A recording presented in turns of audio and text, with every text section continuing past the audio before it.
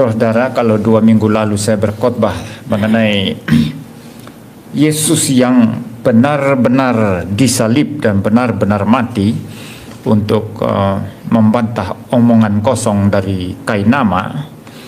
Dan minggu lalu saya berkhotbah mengenai kemerdekaan karena masih relevan dengan situasi dan apa yang terjadi di dalam negara kita hari ini, yaitu memperingati kemerdekaan negara Republik Indonesia. Dan hari ini saya kembali akan membahas tentang Kristus. Mengapa Yesus Allah, atau mengapa Yesus adalah Allah dan juru selamat. Kita orang Kristen tidak mengarang-arang. Ya, mereka berkata, yang menuduh kita menuhankan manusia, mereka berkata orang Kristen itu cari-cari Tuhan. Mereka angkat-angkat manusia. Nabi Isa yang adalah Tuhan, yang adalah manusia, dijadikan Tuhan sama orang Kristen. Nah, kita tidak mengada-adakan Tuhan. Tuhan itu adalah Tuhan. Tuhan bukan manusia, manusia bukan Tuhan. Kecuali Tuhan itu mengambil natur manusia, maka ada natur manusianya yang bisa kelihatan, ya. Tetapi Tuhan, kealahan Tuhan itu sendiri tidak mungkin berubah menjadi manusia. Nah, banyak pendeta yang bodoh, yang tidak belajar, yang mengatakan Tuhan Maha Kuasa. Kamu kalau pakai argumentasi itu sebagai mahasiswa teologi, ini tidak lulus doktrin Allahnya. Ya, Tuhan itu Maha Kuasa. Nah, yang Maha Kuasa bisa berubah jadi apa saja. Dia bisa jadi botol. Memangnya Tuhan jin botol, ya. Tuhan bisa jadi kursi. Tuhan bisa jadi pohon. Tuhan bisa jadi ayam. Tuhan bisa jadi kambing. Nah, ini argumentasi paling bodoh yang diomongkan oleh seorang yang namanya pendeta. Ya, kalau ada pendeta-pendeta ngomong seperti itu membuktikan dia pendeta bodoh dan pendeta tidak pernah belajar.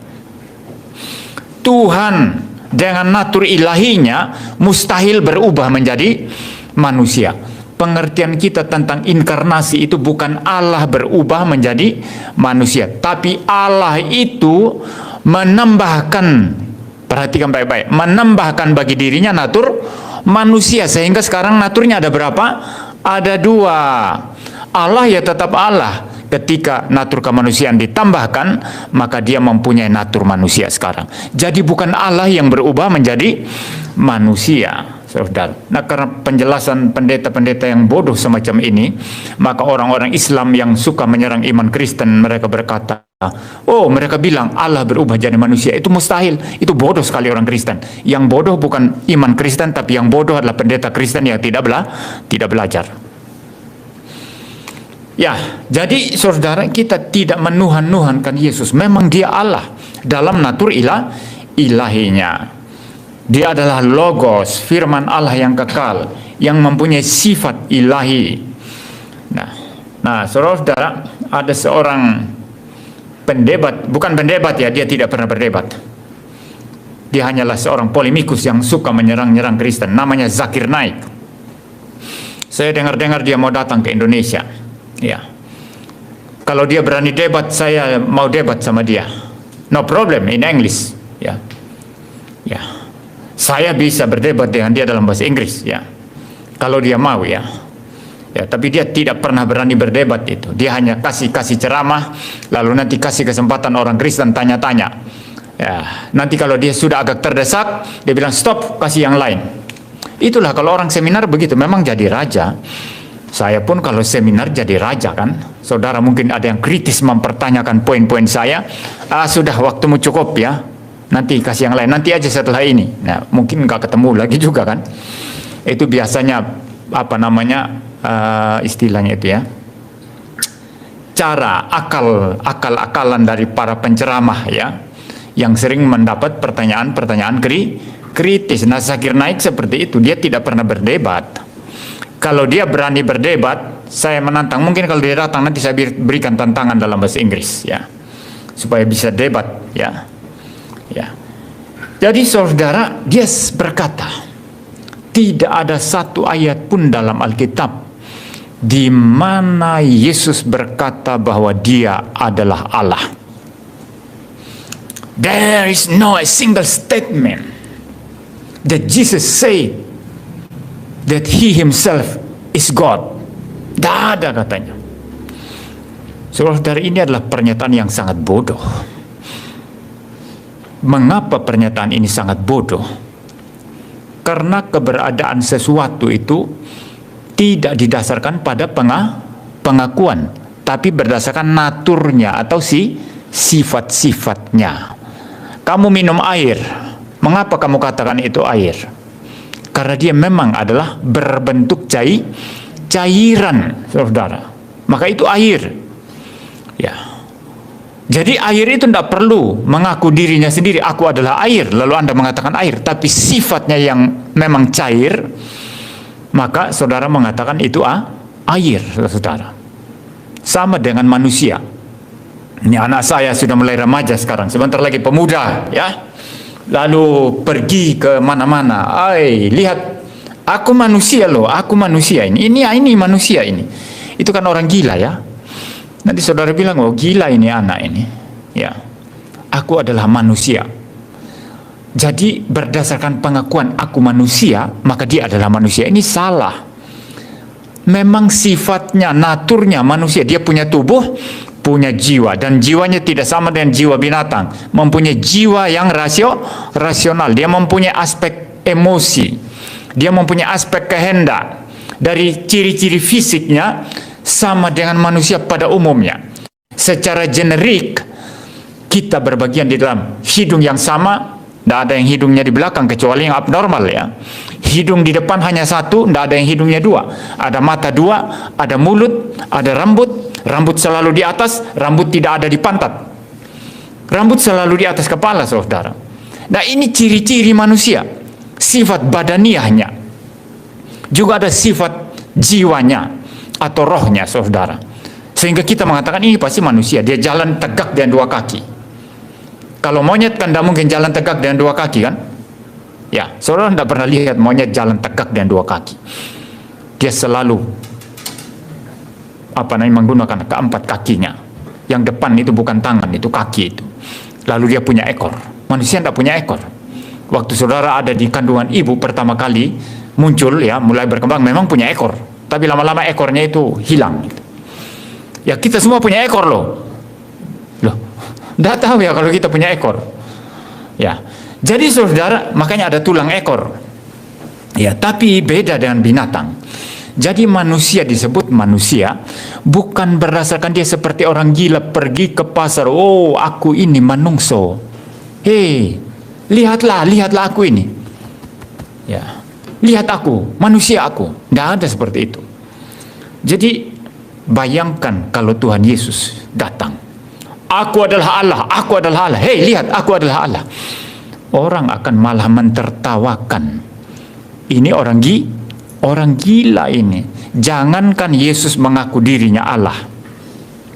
Ketika Yesus menyamakan dirinya dengan Allah Abraham, sebelum Abraham ada, aku ada. Orang Yahudi sudah tertusuk hatinya. Oh, dia menghujat Allah. Dia menyamakan dirinya dengan Allah. Apalagi kalau Tuhan Yesus secara langsung, aku adalah Allah, aku adalah Allah. Mungkin mereka akan berkata, ini orang gila ini. Ya, ini pasti orang gila ini. Jadi saudara, nggak ada itu sesuatu itu menjadi sesuatu karena pengakuan dari mulutnya. Ya, Anda pergi ke pasar beli daging babi, Anda kenapa bisa membedakan daging babi dari daging sapi? Apakah karena daging babi berkata aku adalah daging babi? Tidak, saudara. Memang ada natur, ada ciri-ciri, ada sifat yang berbeda daripada daging sapi. Lemaknya saja beda, bentuk dagingnya saja beda, warna dagingnya saja beda. Kalau daging babi itu tidak merah, daging sapi itu merah, saudara. Kalau babi itu cenderung lebih pucat itu warnanya daripada daging sapi, saudara. Jadi bayangkan kalau seseorang atau sesuatu itu harus mengaku dirinya dulu baru dia disebut sesuatu, itu adalah kegilaan, saudara. Anda tahu sesuatu itu lihat dari sifatnya, cukup, tidak perlu ditambah-tambah dengan pengakuan-pengakuan. Saudara lihat kertas, ini kertas ya, memang kertas, sifatnya kertas. Ya. Mikrofon, ya karena memang ini mikrofon. Saya pakai untuk bicara saudara. Itu yang live streaming menyaksikan saya, mereka dengar dengan suara yang sangat bagus. Ya, salah satu YouTuber Kristen yang mikrofonnya bagus sekali punya saya. Salah satu saya bilang ya. Yang lain-lain kamera sangat bagus ya, bersih karena mereka pakai kamera yang mahal ya, mungkin pakai mikrofon yang mahal. Tapi kita pakai kamera sederhana, mikrofon sederhana, tapi tahu caranya bagaimana jernih. Karena saya orang biasa susah, orang biasa sulit, jadi mengakal. Kalau orang Jawa bilang itu bukan ngakali, yang ngakali itu menipu, itu berbohong itu. Ngakal ya, diakal ya. Saya biasa ngakal sesuatu, semua saya ngakal ya. Karena terbiasa susah saudara ya. Jadi ini mikrofon sangat jernih ini. Orang-orang bisa mendengarkan. Ya, kenapa disebut mikrofon? Karena apa? Sifatnya memang seperti itu, seperti mikrofon pada umumnya. Dia berbagian secara generik sifat-sifatnya dengan mikrofon pada umumnya. Yesus tidak perlu mengaku diri Allah. Ketika dia mengampuni dosa, dialah Allah. Anda tidak bisa mengampuni dosa orang yang tidak saudara kenal. Ya, kalau ada orang tidak kenal saya ya, yang dia tidak pernah berteman dengan saya tidak kenal dia, dia tidak kenal saya, tiba-tiba datang, hai kamu, dia tidak kenal nama saya kan, tidak kenal, hai kamu yang jenggotnya tipis-tipis, saya ampuni kamu. Saya akan bilang dia, kamu gila ya, kamu kenal saya gimana? Kapan saya berbuat salah sama kamu sehingga kamu mengampuni saya? Kan gila dia ya. Tapi Tuhan Yesus mengampuni orang yang belum pernah ketemu dia. Tahu siapa? Orang lumpuh yang digotong oleh 4 orang. Bongkar atap karena terlampau banyak orang. Mereka tidak bisa ketemu Yesus. Bongkar atap lalu mereka turunkan orang lumpuh itu tepat di depan Yesus. Apa yang Yesus katakan? Hai anakku, dosamu sudah diampuni. Yesus tidak berkata sembuhlah engkau, tidak. Yang pertama kali Yesus katakan dosamu sudah diampuni. Pertanyaannya, kalau Yesus hanya manusia biasa, kapan dia bertemu dengan orang lumpuh itu, dan kapan orang lumpuh itu memaki-maki Yesus dan berbuat salah sebagai manusia? Enggak pernah. Saya yakin sekali orang lumpuh itu tidak pernah ketemu Tuhan Yesus. Kenapa? Dia lumpuh kan, tidak bisa jalan kemana-mana. Mau ketemu Yesus saja perlu digotong oleh 4 orang. Lagi pula Tuhan Yesus itu sangat populer, sangat terkenal. Kemanapun dia pergi, selalu banyak orang berkerumun di dekat Tuhan Yesus. Sehingga tidak mungkin orang-orang itu sembarang bisa ketemu. Sakeus saja orang kaya mau ketemu Tuhan Yesus naik pohon dulu kan? Ya. Kecuali orang-orang yang ya bergaya preman ya, dan memang banyak yang bergaya preman yang dekat Yesus ya, yang dianggap orang-orang berdosa sama orang-orang ahli Taurat, orang Farisi dan orang Yahudi. Ya, mereka biasalah itu mau kemana saja, tembus kemana-mana itu ya. Saya pernah ada seseorang dari penampilannya itu biasa sekali, sangat sederhana, bahkan terkesan dia adalah orang jalanan. Dia selalu mendukung KKR saya kalau saya ke Sumba. Lalu dia cerita-cerita, Pak, saya ngomong dengan Pak Bupati kemarin. Loh, saya kaget. Saya ngomong dengan Pak Bupati. Tapi saya percaya, dia memang tembus kemana-mana itu orang. Ya, pendetanya juga ngomong gitu. Dia pernah jadi juga tim sukses ternyata. Tapi kayak orang jalanan saudara. Nah, orang-orang kayak gini gampang nembus ya. Tapi bayangkan orang seperti Sakeus saja. Orang seperti Sakeus itu saudara tidak bisa ketemu langsung Yesus, mesti naik pohon dulu, dan Tuhan Yesus yang bilang, "Hei turun, saya mau makan di rumahmu." Nah, dengan popularitas sedemikian rupa, bolehkah orang lumpuh itu gampang ketemu Yesus? Lumpuh mau jalan kemana dia? Perlu diangkat dulu. Jadi orang lumpuh ini tidak pernah ketemu Tuhan Yesus. Tetapi orang lumpuh yang tidak pernah ketemu Tuhan Yesus ini, Yesus berkata, dosamu sudah diampuni. Kalau Yesus hanya manusia saja, perhatikan ini baik-baik. Kalau Yesus hanya manusia saja, maka Yesus gila. Kapan orang lumpuh ini ketemu Yesus? Kok tiba-tiba mengampuni dosa? Tapi karena Yesus adalah Allah, maka rasional sekali. Dia mengampuni dosa orang lumpuh itu. Setiap dosa yang orang lumpuh itu lakukan adalah berdosa terhadap Allah. Karena Yesus adalah Allah, maka dia mengampuni dosa orang lumpuh. Ini satu contoh. Jadi Yesus menunjukkan kualifikasi sifat-sifat ilahi. Dia mengampuni dosa orang. Ya, ini tidak bisa dibantah, saudara. Kalau debat sama saya, saudara, saya menggunakan argumentasi seperti ini. Apakah nama Doditan itu pengejek iman Kristen itu mereka paham tidak? Logika mereka itu terlalu low, terlalu jongkok untuk memahami argumentasi tingkat tinggi semacam ini. Level mereka terlalu rendah.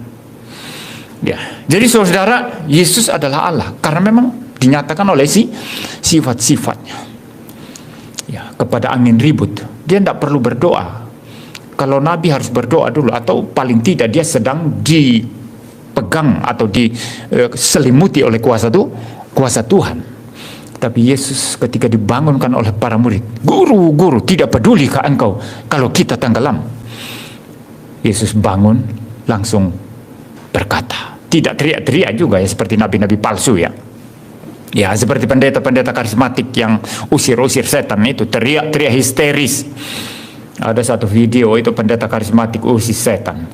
Dia sudah teriak histeris, saudara. Pendeta ini teriak histeris. Sambil ketakutan dia usir setan.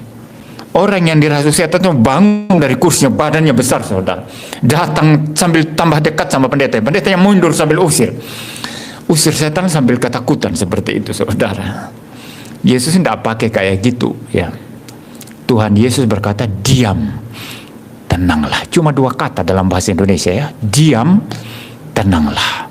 Nah, pendeta satu yang di Jakarta itu mau ikut-ikut itu mau usir corona katanya kan. Diam, tenanglah. Corona tidak berhenti 2 tahun baru berhenti. Membuktikan dia omong kosong. Membuktikan dia palsu, ya. Tuhan Yesus tidak perlu teriak-teriak atau tidak perlu berdoa dulu. Dengan kuasa ilahinya dia menenangkan angin ribut. Dia sedang menyatakan, aku adalah pencipta angin ribut. Yesus menyatakan keilahiannya di sana sebagai pencipta angin, pencipta air, pencipta danau, pencipta segala sesuatu. Maka segala sesuatu pun taat kepadanya. Maka murid-murid heran, siapa gerangan orang ini? Angin dan danau pun taat kepada dia. Saudara-saudara, Yesus adalah Allah karena dinyatakan oleh sifat ilahinya. Tetapi saudara bisa melihat dia bisa makan, dia bisa jalan-jalan. Itu adalah natur manusianya. 2 natur ini bersatu dalam satu pribadi logos, tapi tidak bercampur, tidak berubah, tidak terbagi, tidak terpisah. Engkau uji dengan hukum logika apapun, ini tidak melawan logika sama sekali. Ya, ini sepenuhnya rasional, sepenuhnya dapat dipahami, sepenuhnya intelligible. Lalu yang kedua, saudara, ya, yang kedua, masalah kesaksian sekarang. Kalau saya berkata, nih, saya ini orang hebat. Saya orang hebat. Saudara, kalau ada orang datang kepadamu, aku adalah orang hebat. Saudara langsung percaya enggak? Langsung percaya enggak? Kalau saya bukan masalah percaya apa enggak percaya, langsung ini orang, no, ini enggak masih hitungan saya. Biasanya orang enggak hebat itu, saudara, ngaku-ngaku hebat, ya. Baru belajar karate sedikit saja, disenggol sedikit, gitu ya, mulai keluar jurusnya, saudara. Itu membuktikan dia itu orang kerucu, ya.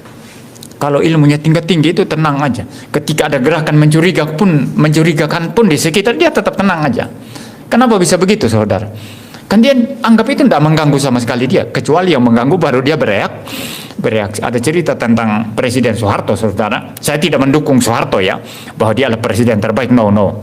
Ya, Soeharto banyak kelemahannya ya. Dan kita sudah tahu kan, itu sebabnya ada reformasi.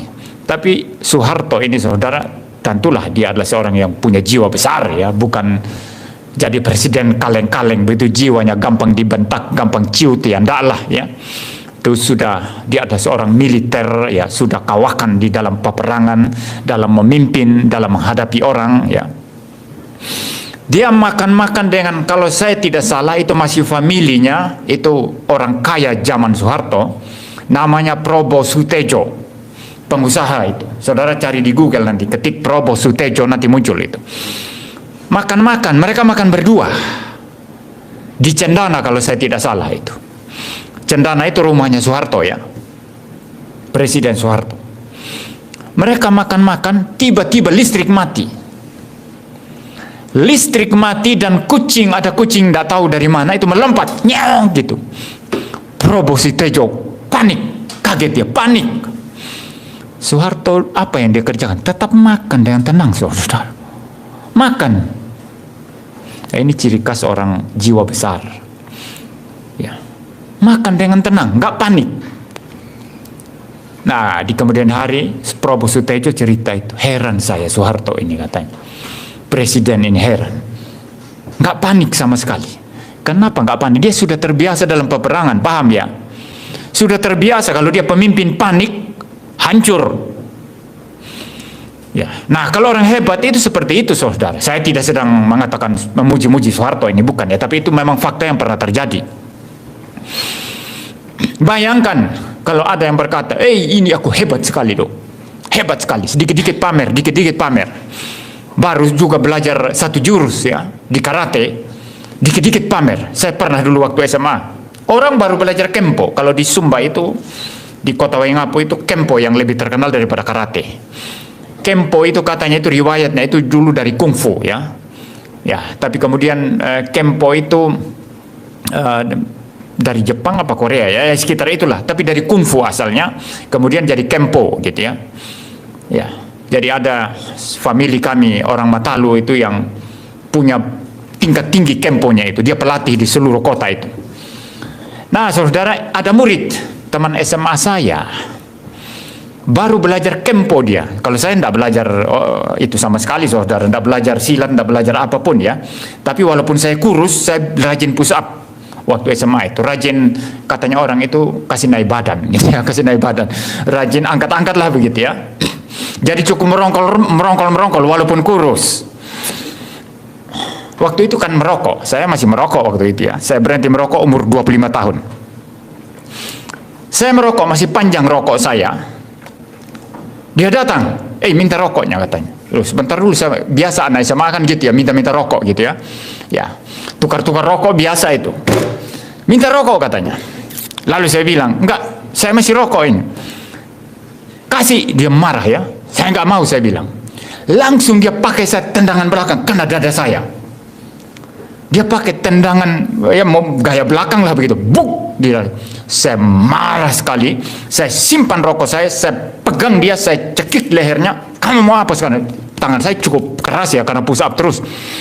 Dia tidak bisa gerak-gerak, saudara. Nggak bisa gerak-gerak dia. Setelah itu saya hajar mukanya itu sampai apa namanya ini. Lalu datanglah orang Papua, ada temannya orang Papua, dan dikenal orang Papua ini, saudara, kalau pukul satu kali langsung jatuh. Saya takut juga, saudara. Dia datang berdiri di depan kelas saya. Ini tadi yang pukul, dia sebut nama, saya tidak sebut nama di sini, siapa tahu anaknya dengar itu ya. Ini tadi yang pukul si A ya. Dia lihat-lihat saya begini. Katanya itu orang Papua paling ditakuti di situ. Datanglah anak-anak cewek itu, teman kelas saya, semuanya. Ada satu juga anak pejabat di situ. Tenang saja adik, katanya. Anak pejabat itu gemuk tinggi besar ya. Tenang saja adik, tidak usah takut katanya. Langsung jalan pergi orang Papua itu. Mungkin ketakutan juga dia karena anak pejabat itu. Jadi saudara, biasanya orang nggak punya ilmu itu suka pamer. Dikit-dikit pamer, saudara. Nah, bayangkan kalau Tuhan Yesus sendiri yang mengaku-ngaku diri dia adalah Allah kemana-mana. Di dalam konteks kita manusia itu langsung pikirannya apa? Ini pasti omong kosong ini. Ini cuma ngaku-ngaku doang, betul ya? Maka mana yang lebih kuat? Pengakuan orang lain atau pengakuan diri sendiri? Mana yang lebih kuat? Pengakuan orang lain atau pengakuan diri sendiri? Kalau ada orang lain yang berkata, pendeta MYM ini bagus dia, khotbahnya lurus, saya senang. Tapi kalau mulut saya sendiri yang terus ngomong seperti itu, Ini kesombongan. Dan ini orang akan, mau kosong aja kamu itu. Paham ya? Jadi Tuhan itu bijaksana, mengatur segala sesuatu itu bijaksana. Pengakuan itu tidak keluar dari mulut Yesus. Walaupun kadang-kadang muncul dari mulut Tuhan Yesus. Seperti dia katakan, sebelum Abraham ada, aku ada. Itu sudah menyatakan dia Allah itu. Tapi lebih bijaksana kalau para saksi mata yang menyatakan demikian. Para murid, para rasul, orang-orang Kristen yang mengatakan demikian. Dia adalah anak Allah. Dia adalah juru selamat. Dia adalah Tuhan. Dia adalah Mesias. Bahkan orang-orang banyak pun yang takjub. Mereka berkata apa? Ini bukan orang biasa. Sungguh dia adalah Mesias. Lebih bagus kata-kata itu keluar dari Rasul Petrus. Engkau adalah Mesias, anak Allah yang hidup. Jadi saudara, orang seperti Zakir Naik bilang dari mulut Yesus, itu kebodohan. Ya, itu pamer. Itu sesuatu yang tidak mungkin dipercaya manusia. Tapi kesaksian orang-orang yang menyaksikan Yesus, yang mengatakan dia anak Allah, dia adalah Allah, dia adalah Logos, sebagaimana dikatakan Yohanes, itu jauh lebih kuat, jauh lebih, kalau istilah, apa itu istilah bisnis atau istilah itu, jauh lebih bona fide. Maka jangan cari pengakuan bagi diri kita sendiri, tapi kalau orang lain mengakui kita, itu hebat sekali, bagus sekali. Bersukacitalah saudara kalau orang lain mengaku sesuatu tentang kehebatan saudara, kebaikan saudara. Tapi kalau mulut diri sendiri yang mengaku, itu menjadi sesuatu yang sangat-sangat tidak elok, sama sekali bahkan mungkin menimbulkan ejekan. Jadi segala sesuatu diatur oleh Tuhan itu begitu tertib, begitu teratur. Kalau ikut cara Zakir Naik itu, maka Tuhan Yesus itu terlihat bodoh, ya. Ngaku-ngaku terus kemana-mana, akulah Allah, akulah Allah. Tidak perlu. Itu yang kedua ya. Jadi prinsipnya apa? Lebih baik dipuji orang daripada memuji diri sendiri. Lebih baik diakui orang daripada mengaku diri sendiri. Ketiga, bagi kita orang Kristen, kesaksian Alkitab itu cukup, tidak perlu ditambah, tidak perlu dikurangi. Ya, walaupun orang luar sana menggoyang-goyang, mengobok-obok iman kita, di mana Yesus berkata dia adalah Allah. Alkitab cukup. Alkitab adalah firman Allah yang diilhamkan, diwahyukan oleh Allah. Perkataan Alkitab itu cukup bagi kita untuk mengatakan Yesus adalah Tuhan, Yesus adalah Allah, Yesus adalah juru selamat. Maka semua orang Kristen harus kembali kepada Alkitab, bukan kepada bukti-bukti sejarah. Kalau sejarahnya benar itu pasti mendukung Alkitab. Tapi banyak sejarah diputar balikan saudara. Banyak sejarah itu dipalsukan. Sejarah dipalsukan banyak. Itu yang sejarah palsu itu yang pakai nama palsu-palsukan itu, mengatakan Yesus tidak mati. Yesus tidak mati di salib, tapi sembuh katanya. Di balsam itu obat itu katanya. Di rempah-rempah itu obat katanya. Ngawur sekali itu saudara. Itulah pemalsuan sejarah. Tapi semua sejarah yang sejati itu pasti mengkonfirmasi kebenaran Alkitab. Maka karena itu saudara, Alkitab bagi kita cukup. Tidak akan terpengaruh dengan bualan atau serangan atau omong kosong dari luar saudara. Alkitab cukup. Itu sebabnya dengan sangat yakin kita berkata, Yesus engkau Tuhan, engkau Allahku, engkau juru selamatku. Nah, mari kita lihat secara ringkas sekarang bagian-bagian Alkitab yang sudah dibacakan tadi. Pertama Roma 9 ayat yang kelima. Ya, Roma 9 ayat yang kelima dikatakan, mereka adalah keturunan bapa-bapa leluhur yang menurunkan Mesias dalam keadaannya sebagai manusia. Jadi mereka ini maksudnya bangsa-bangsa Israel, bukan bangsa Israel ya. Ini Paulus bicara bangsa Israel yang menolak Yesus ya. mereka ini bangsa Israel yang menolak Yesus adalah keturunan bapa leluhur. Nah, keturunan bapa leluhur yang apa? Yang menurunkan Mesias dalam keadaannya sebagai manusia. Sudah jelas di sini sebagai manusia, sebagai Mesias yang dilahirkan, yang adalah keturunan orang Israel, Yesus adalah manusia. Selanjutnya, ya, yang ada di atas segala sesuatu. Ia adalah Allah yang harus dipuji sampai selama-lamanya. Amin.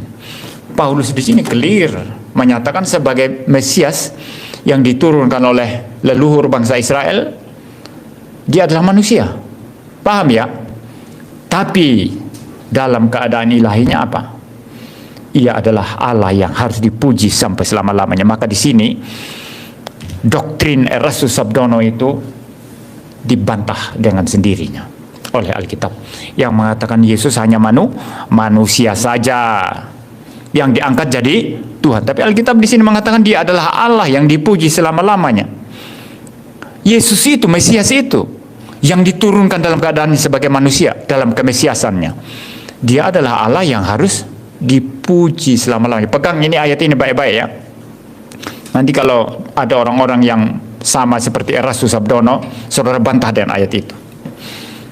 Itu bohong aja itu kamu, itu bilang sama mereka yang punya ajaran semacam itu. Kamu bohong aja. Memang ini ya sebagai Mesias dia adalah manusia, diturunkan oleh leluhur bangsa Israel. Tapi dikatakan apa? Dia adalah Allah yang harus dipuji selama-lamanya. Mari kita percepat aja. Kita ke Filipi pasal 2 ayat yang ke-6. Yang walaupun dalam rupa Allah, ya, rupa Allah, morfeteo, ya, tidak menganggap kesetaraan dan Allah itu sebagai milik yang harus dipertahankan. Kita stop di sini aja saudara ya, karena kita tidak sedang mempelajari tentang kerendahan hati atau perendahan diri Kristus. Ya, dia dalam rupa Allah katanya. Maksudnya apa di sana rupa Allah? Kalau Erastus Sabdono itu mengatakan dia sempurna secara moral, itulah yang dimaksud rupa Allah di sini. Dia sempurna secara moral, maka kita pun harus sempurna secara moral sama seperti Yesus. Maka kita nanti sama dengan Yesus. Maka Yesus adalah manusia sempurna. Ini tafsiran yang ngawur sama sekali saudara. Yang dimaksud dengan morfe di sana, rupa Allah, diterjemahkan rupa Allah di sini oleh LAI saudara, itu maksudnya dia dalam sifat ilahinya, dalam natur ilahi, dalam sifat ilahi. Tapi Yesus menganggap bukan milik yang harus dipertahankan. Karena apa?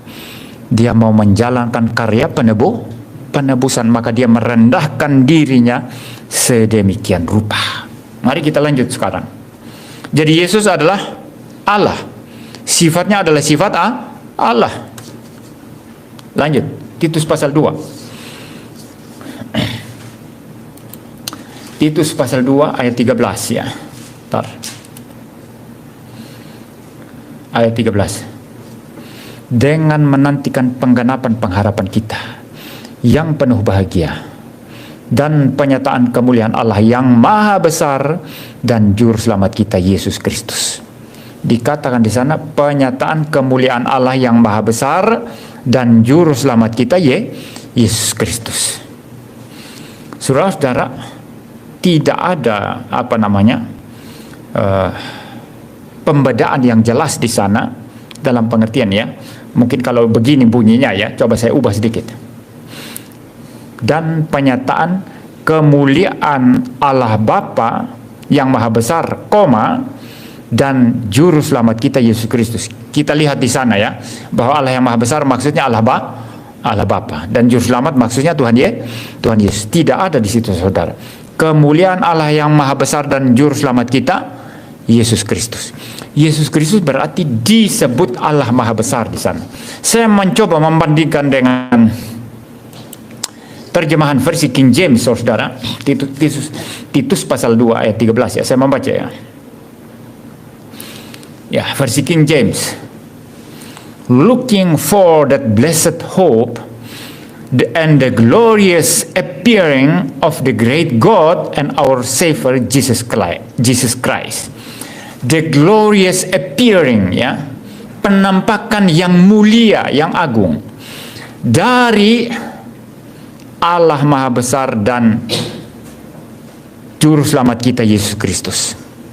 Juga di sana tidak ada semacam tadi, ya, pemisahan begitu, ya, appearing of the great God, ya, which is the Father, gitu ya. Kalau saya tambahkan, saya ubah sedikit ya dalam bahasa Inggris, ya, looking for the blessed hope and the glorious appearing of the great God, which is the Father, and our Lord and our Savior Jesus Christ. Nah, kita memang akan berkata ini maksudnya Allah Bapa yang the great God dan Savior ini Tuhan Yesus. Tapi tidak, ini langsung disambung sini. The great God and our Savior Jesus Christ. Berarti Allah Maha Besar itu siapa? Yesus maksudnya. Mari kita buka ayat terakhir. 2 Petrus 1 ayat 1. Dari Simon Petrus, hamba dan rasul Yesus Kristus, kepada mereka yang bersama-sama dengan kami memperoleh iman oleh karena keadilan Allah dan Juru Selamat kita Yesus Kristus.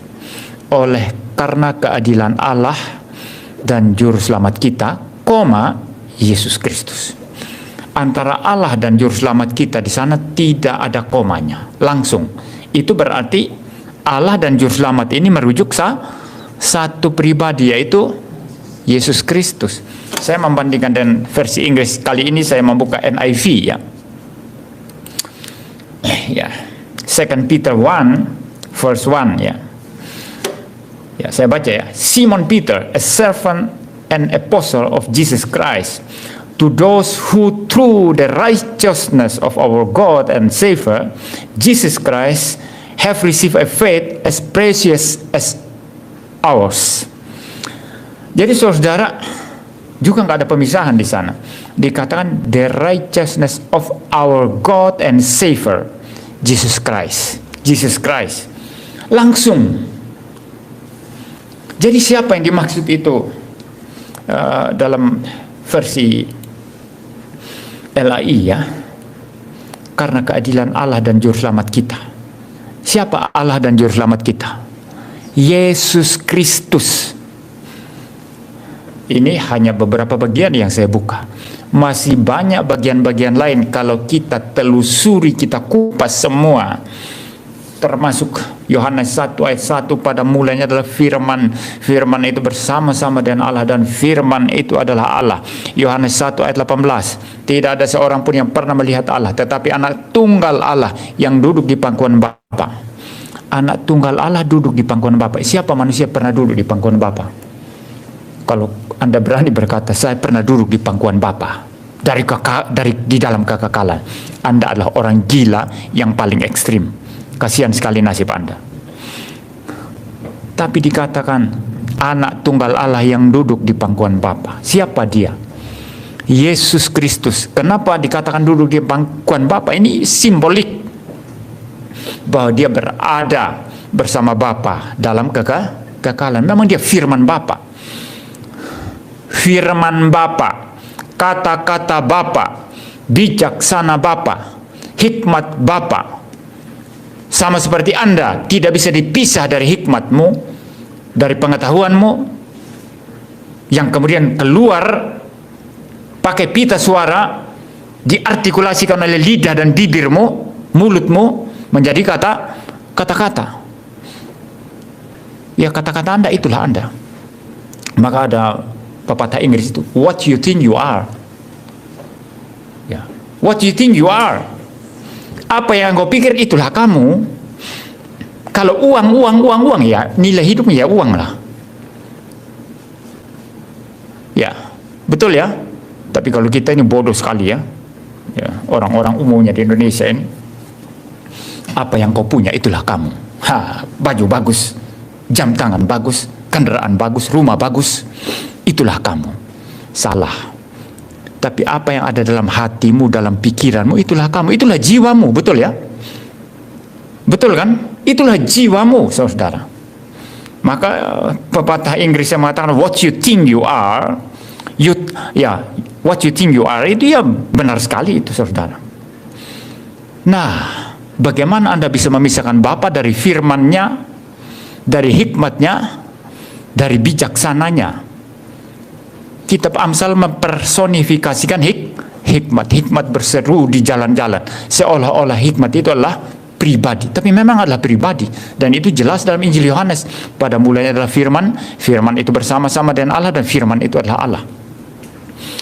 Ini teologi logos dan hikmat. Itu saja, saudara, butuh pembahasan kelas berseri-seri itu. Kalau masih kurang, fakta pengakuan Yesus sendiri yang mengatakan, aku adalah, I am the light of the world. Saya adalah terang dunia. Iya, saudara, I am the way and the truth and the life. Aku adalah jalan dan kebenaran dan hidup. I am the bread of life. Aku adalah roti hidup. I am the good shepherd. Aku adalah gembala yang baik. Kenapa aku adalah? Saudara ingat apa? Ingat siapa yang berkata, hey Moses, I am that I am. Tell to the Israel that I am who sent you to them. Jadi I am that I am. Aku adalah aku itu yang mengirim engkau kepada orang Israel, memimpin mereka kepada Mesir, kepada Firaun, untuk keluarkan mereka dari perbudakan Mesir dan perbudakan Firaun. Sangat clear, saudara, sangat jelas. Yesus kemudian dengan begitu tepat sekali mengutip, aku adalah. Pembahasan ini saja butuh berapa seri?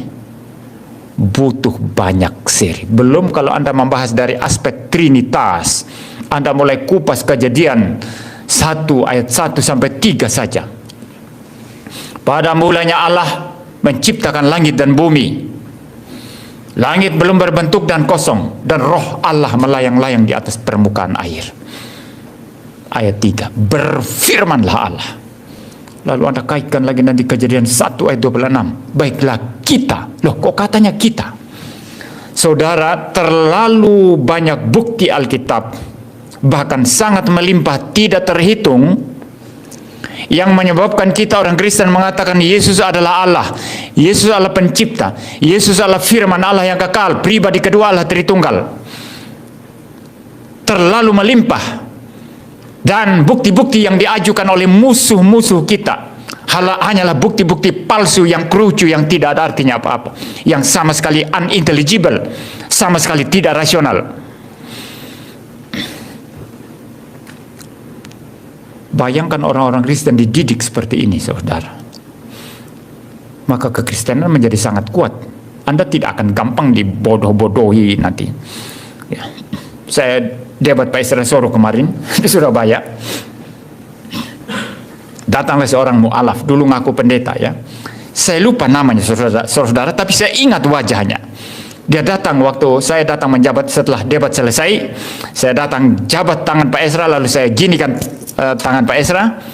Tiba-tiba datang juga itu yang ngaku-ngaku mantan pendeta mu'alaf gitu ya. Lalu, ya dia salami saya, baru ketemu ya Pak Im, ya, saya hanya lihat-lihat di YouTube katanya. Anda orang Manado ya? Saya hanya hafal wajahnya orang Manado ya. Iya saya orang Manado Pak. Cuma saya lupa namanya. Ternyata kemudian setelah sampai sini siapa ini ya? Ternyata baru saya ingat, saya pernah bahas di YouTube juga itu orang itu. Ya, banyak mereka ngaku-ngaku pendeta hebat dulunya. Itu ada yang katanya kuliah di Batu Malang ini saudara. Di STT mana? STT Yosua katanya. Saudara pernah dengar tak STT Yosua? Tahu tak? Tahu dah STT Yosua? Kalau anak-anak sekarang nggak tahu. Kalau saya pernah tahu. Itu STT yang sudah bangkrut itu. Pernah didirikan dulu, sudah bangkrut dan tidak pernah akreditasi itu. Tidak pernah diakui pemerintah, sudah bangkrut. Banyak dulu anak-anak sekolah, ya saya nanti kalau ngomong ya ya nggak enak ya saudara ya. Ya anak-anak sekolah teologi yang dikeluarkan dari sekolah itu ngambil mudah sekali di situ, ngambil gelar di situ. Nah dia ngaku itu mualaf itu dari situ. Saya adalah penginjil internasional keliling dunia katanya. Saya uji Inggrismu nggak tentu bisa. Ya, saya kalau speaking ya tidak terlalu baik ya. My English speaking is not very good ya. Tapi kalau berargumentasi ya, membaca, memahami, menganalisis, ya silakan. Ya. Tapi saudara dia ngaku keliling internasional, pembicara keliling. Dia adalah pendeta di atas pendeta. Dia bukan pendeta, tapi profesornya para pendeta katanya. Profesor para pendeta lulus dari STT yang sudah bangkrut, yang nggak jelas itu, yang anak-anak sekarang nggak tahu itu. Kalau saya generasi tua tahu itu. Tapi STT yang sudah bangkrut itu. Banyak omong kosong besarnya, bohong-bohong begitu saudara. Ngakali. Nah, saudara berhadapan dengan orang-orang kayak gitu, kalau tidak terdidik dengan iman Kristen yang beres, seperti yang saya ajarkan ini, yang berlogika sangat kuat, tapi juga mempunyai sesuatu landasan iman yang sangat kuat sekali. Iman Kristen itu bukan hanya sekedar reason, ya, rasional, logik, bukan. Tapi juga masalah hati. Hati kita melekat pada Tuhan. Ya, hati kita melekat pada Tuhan, saudara.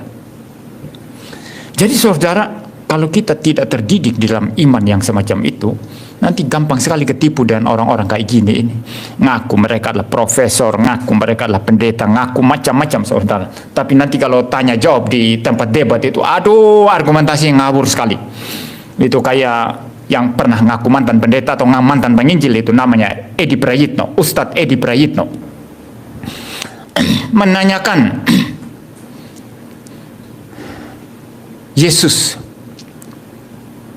bertemu dengan ibunya. Padahal di bagian atas Injil Yohanes itu mengatakan Maria Magdalena. Maria Magdalena. Tapi gara-gara LAI, Lembaga Alkitab Indonesia, menerjemahkan di bawahnya itu di ayat sesudahnya, ketika Tuhan Yesus bertemu dengan Maria Magdalena, dia mengatakan, "Hai ibu," begitu ya.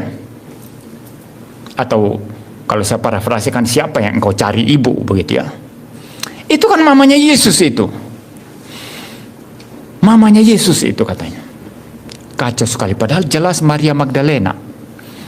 Padahal dalam bahasa asli itu, saudara, dalam bahasa aslinya itu perempuan aslinya itu. Wanita atau perempuan. Bahkan saudara kalau membaca Injil Yohanes pasal 2, mengenai apa itu? Pernikahan di Kana. Ketika mujizat Yesus yang pertama kali diadakan, mengubah air menjadi anggur. Ya, LAI memperhalus itu mengatakan, "Mau apakah engkau ibu? Waktuku belum tiba." Ketika Maria, ibu Yesus maksudnya ya, datang kepada Tuhan Yesus. Tapi bahasa aslinya itu bukan ibu, tapi perempuan. "Mau apakah, hai engkau perempuan? Waktuku belum tiba." Apakah Yesus tidak sopan di sana? Bagi saya ini hanya membuktikan bahwa agenda Yesus tidak bisa didikte oleh siapapun, termasuk ibunya sendiri. Dia menunjukkan independensinya di sana, bahwa dia hanya taat kehendak Bapaknya, saudara. Tidak bisa diatur-atur oleh manusia. Walaupun nanti dia melakukannya, tapi dia melakukannya karena kehendaknya sendiri, bukan karena paksaan Maria. Jadi saudara, banyak mu'alaf ini ngaco itu argumentasinya, saudara. Maka orang-orang Kristen ini perlu belajar firman Tuhan yang beres. Nah, kalau saudara belajar firman Tuhan yang beres, saudara-saudara, terlalu banyak hal yang menyebabkan kita tetap tegak di dalam iman Kristen kita. Yang pertama dari aspek predestinasi. Ini yang paling fundamental. Kalau Anda sudah dipredestinasikan menjadi orang pilihan dan dalam hidup Anda pasti mengenal Kristus, itu tidak akan kemana-mana. Mungkin karena dapat gereja yang tidak mendidik saudara, yang hanya khotbah moral, khotbah motivasi ya. Seperti pendeta yang mengatakan itu, tidak ada perintah Alkitab bahwa Alkitab harus dibaca. Yang penting renungkan. Kalau engkau nggak membaca Alkitab, gimana bisa merenungkan? Ini kan bodoh sekali, saudara. Nah, saudara, mungkin Anda bisa indikos ke tempat lain untuk sementara waktu. Tapi nanti setelah sadar dengar firman Tuhan yang sejati, Anda pasti kembali. Saya pernah melayani satu orang ibu, saudara, orang GPIB, gereja GPIB di Malang sini ya.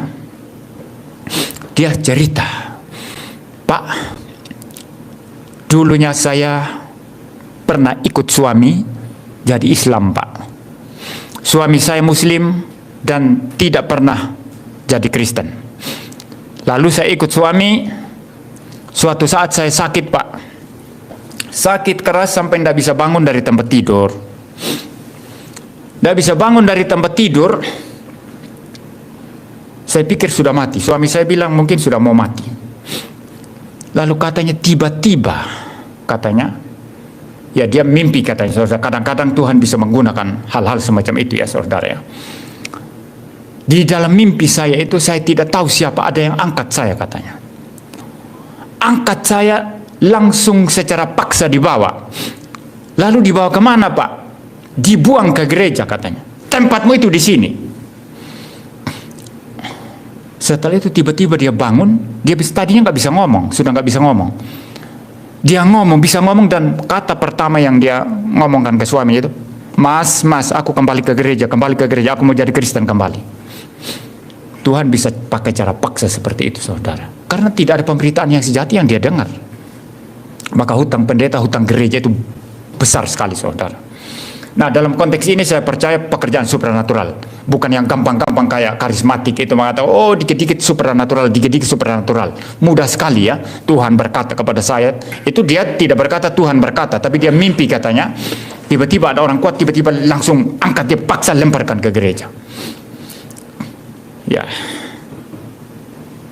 orang yang sudah dipredestinasikan Tuhan untuk menjadi orang percaya, pasti dia tetap di dalam Kristus. Mungkin karena kurang pengajaran, karena imannya lemah, dia bisa sementara indekos di tempat lain, tapi bisa kembali lagi. Kedua, yang memegang kita, ketiga pribadi Trinitas. Bapa merencanakan di dalam predestinasi tadi, anak membayar kita dengan darahnya yang mahal dan juga dengan ketaatannya dari lahir sampai mati, yang memberi hidup kekal. Darahnya untuk membereskan dosa kita. Ketiga, Roh Kudus berdiam dalam diri kita. Alkitab berkata roh yang ada dalam diri kamu lebih besar daripada roh yang ada dalam dunia. Menggenggam kita, saudara. Tiga pribadi Trinitas. Siapa bisa batalkan rencana Bapa? Kalau sampai ada yang bisa batalkan rencana Bapa, dia jadi Tuhan, Bapa berhenti jadi Tuhan. Paham ya? Masa bisa setan batalkan rencana predestinasi Bapa? Siapa bisa membatalkan ketaatan Kristus yang memberi hidup kekal dan darahnya yang tertumpah untuk membereskan dosa? Siapa bisa batalkan itu? Gak ada. Siapa bisa bongkar bangkir Roh Kudus yang sudah berdiam dalam diri kita menjadi meterai keselamatan? Gak ada. Predestinasi dipegang oleh Trinitas.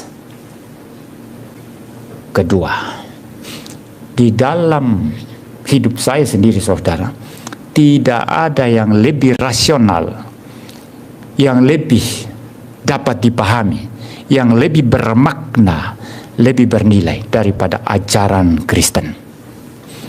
Saya nggak akan mungkin menukarkan mutiara dengan sesuatu yang bukan mutiara, emas dengan sesuatu yang bukan emas. Ini hanya datang satu kali satu minggu, tapi kalau kita mengupas berseri-seri ajaran Alkitab itu, terlalu banyak kekayaan keindahannya, di mana seluruh filsafat tidak ada apa-apanya, kecuali kita memperbudak filsafat untuk mengajarkan memperjelas Alkitab. Anda bisa memperbudak filsafat Plato, memperbudak filsafat Aristotle, memperbudak filsafat Immanuel Kant dan semua para filsuf untuk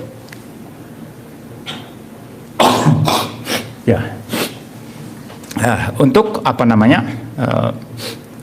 menjelaskan, memperjelas ajaran Alkitab. Itu yang dipakai Rasul Yohanes. Logos itu istilah filsafat Yunani, diadopsi itu untuk memberikan makna, meaning yang tepat mengenai siapa. Ambilkan tisu dulu. Yesus yang sesungguhnya. Jadi saudara-saudara, kalau saudara memperhatikan, bagi saya sendiri saudara dan bagi banyak orang Kristen yang sungguh-sungguh memahami iman Kristen, tidak ada yang lebih indah, tidak ada yang lebih dalam, tidak ada yang lebih hebat, tidak ada yang lebih rasional, tidak ada yang lebih bernilai, tidak ada yang lebih bermakna daripada ajaran Alkitab. Tidak ada saudara, tidak ada. Alkitab unggul di atas segalanya. Ketiga sudah ini ya. Keempat, dari aspek subjektivitas. Kalau tadi masalah predestinasi itu objektivitas. Ya, dari aspek objektifnya. Masalah dipegang Trinitas, aspek objektif. Iman Kristen, ajaran Alkitab sangat-sangat bermakna, bernilai, sangat-sangat rasional, intelligible. Itu adalah objektif. Tapi dari aspek subjektif, kalau engkau sudah pernah merasakan persekutuan dengan Kristus, engkau merasakan hubungan yang pribadi dengan Tuhan, tidak mungkin engkau ganti itu dengan yang lain. Itu sebabnya para murid rela mati. Mau ganti hubungan saya dengan Kristus yang sangat kaya, bahkan sejak kecil saudara, karena dididik oleh gereja yang kurang menegaskan firman Tuhan yang sejati. Tapi sejak kecil saya mengalami perjumpaan dengan Tuhan. Saya cerita sebagai penutup ya. Waktu saya masih kecil sekali, masih SD. Saya tidak tahu kelas 4 atau kelas 5 atau mungkin kelas 6 SD. Ya masih kecil sekali. Saya ini ngali, kalau kecil orang suka bilang ngali ya. Kalau bahasa Jawanya apa ya? Bahasa Indonesianya apa ya? Enggak tegas gitu kalau orang Jawa bilang. Ya kalau melihat sesuatu gini. Ya. Nanti pensil bolpen jatuh, enggak tahu jatuh kemana, habis itu hilang. Ya sering kayak gitu ya saudara, saya waktu kecil. Kalau menonton sesuatu itu kadang-kadang, serius sekali, tapi ini bagus konsentrasi kan. Tapi saudara, megang apa itu jatuh di mana? Nah, bolpen saya sering hilang, pensil saya sering hilang, bolpen sering hilang. Suatu saat bolpen saya hilang lagi. Nah kadang-kadang saya ngakali, bukan ngakal ya, ngakali. Saya buka buku, ya buka buku gini ya, saya tutup dengan tangan atau tas atau apalah begitu buku. Padahal pakai bolpen yang sudah nggak ada isinya, karena nggak punya bolpen, sering hilang. Pura-pura tulis, padahal nggak tulis apa-apa. Gurunya mendikte di depan itu, padahal nggak tulis apa-apa, pura-pura tulis. Ini otak kotor saudara. Nah, suatu saat kan nggak punya bolpen, sering hilang. Saya mencuri atau mengambil diam-diam punya papa saya.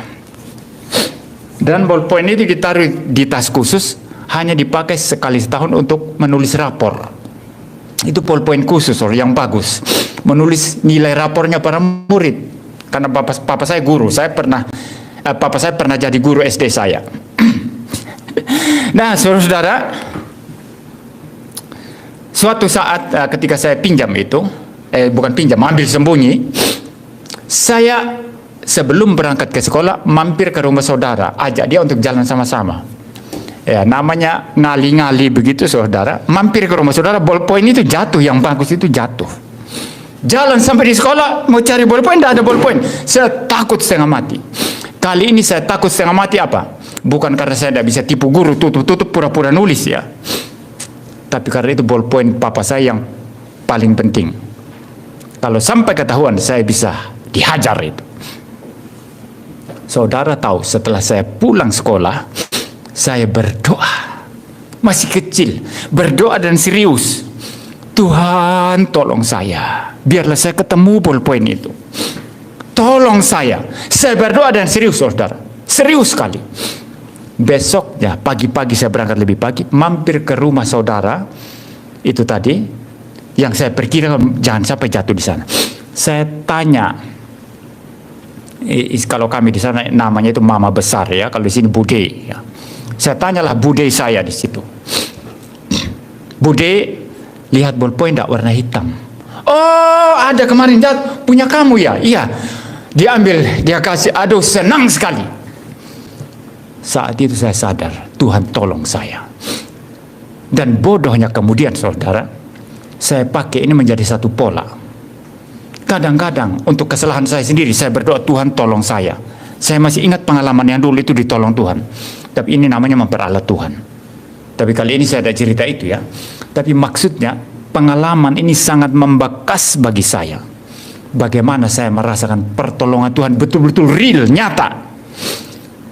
Nah, bagi semua orang Kristen saudara, kalau saudara sudah mengalami perjumpaan dengan Tuhan, hubungan yang pribadi dengan Tuhan, bagaimana Roh Kudus pimpin saudara, bagaimana Kristus pimpin saudara, nggak mungkin saudara ganti itu dengan yang lain. Terlalu indah, terlalu agung, terlalu mulia untuk digantikan. Jadi ada 4 hal ini saudara yang menyebabkan orang Kristen tidak mungkin murtad. Paham? Lalu kok ada Kristen yang murtad? Mereka itu adalah kambing-kambing yang belum dilahirkan kembali, bukan orang Kristen sejati, belum pernah percaya. Mereka keluar. Mereka adalah ilalang di tengah-tengah gandum. Mereka keluar, tapi domba sejati, gandum sejati tidak mungkin keluar dari gereja, tidak mungkin keluar dari persekutuan dengan Kristus. Ada 4 hal itu tadi. Pertama, predestinasi, pilihan Allah Bapa. Kedua, dicengkram, dipegang oleh Trinitas, Bapa, Anak, dan Roh Kudus. Ketiga, tidak ada ajaran yang lebih rasional, lebih indah, lebih intelligible, lebih bermakna daripada ajaran Kristen. Makanya belajar doktrin saudara, jangan anti doktrin. Terlalu indah ajaran Kristen. Itu objektif tiga-tiganya ini. Terakhir keempat, sifat subjektifnya. Kalau saudara sudah mengalami pengalaman rohani dengan Tuhan, saudara mengalami Tuhan dalam kehidupan saudara, tidak mungkin saudara tinggalkan Tuhan. Susah pun saudara tetap ingat. Saya selalu ingat pengalaman masa kecil itu. Dan ini sangat bersumbang, berkontribusi besar sekarang ini. Kalau saya dapat kesulitan, saya ingat, oh, Tuhan pasti menolong saya. Tuhan bersama-sama saya.